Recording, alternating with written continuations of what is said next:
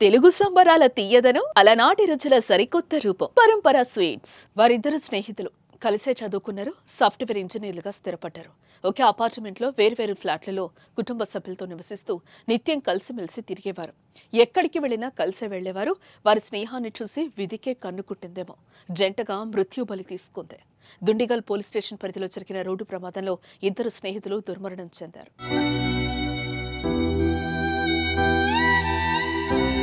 ఒడిశాలోని జైపూర్కు చెందిన భానుప్రకాష్, అదే రాష్ట్రానికి చెందిన నళినీకంఠ బిశ్వాలులు కళాశాలలో చదివేటప్పటి నుంచి స్నేహితులు.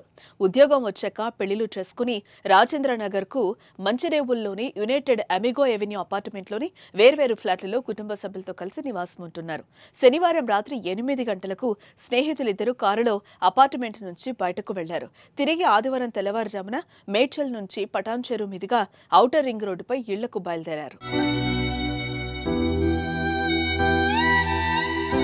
వేగంగా వెళుతున్న కారు మార్గమధ్యంలో మల్లంపేట 4A ఎగ్జిట్ వద్ద అదుపు తప్పి డివైడర్ను ఢీకొట్టింది. పల్టీలు కొట్టి విద్యుత్ స్తంభానికి తగిలి పక్కన రోడ్డుపై పడింది. ఈ ఘటనలో ఇద్దరు అక్కడికక్కడే చనిపోయారు. ప్రమాదానికి అతివేగమే కారణమని ప్రమాద దృశ్యాలు చెప్తున్నాయి. కారును నుజ్జునుజ్జు అయింది.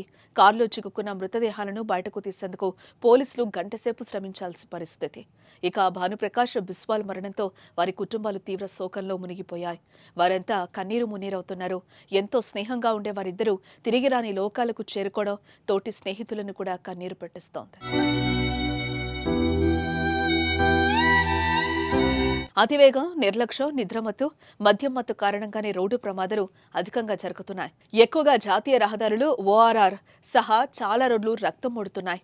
రోడ్లు విశాలంగా ఉండటం, ట్రాఫిక్ సమస్య అసలే లేకపోవడంతో ఓవర్ స్పీడ్తో దూసుకుపోయి ప్రమాదాల బారిన పడడం ఆందోళనకు గురిచేస్తోంది. వాహనాలతో రోడ్డుపైకొచ్చేవారు అతివేగం కంటే విలువైన ప్రాణం ముఖ్యమని ఆలోచించాలి.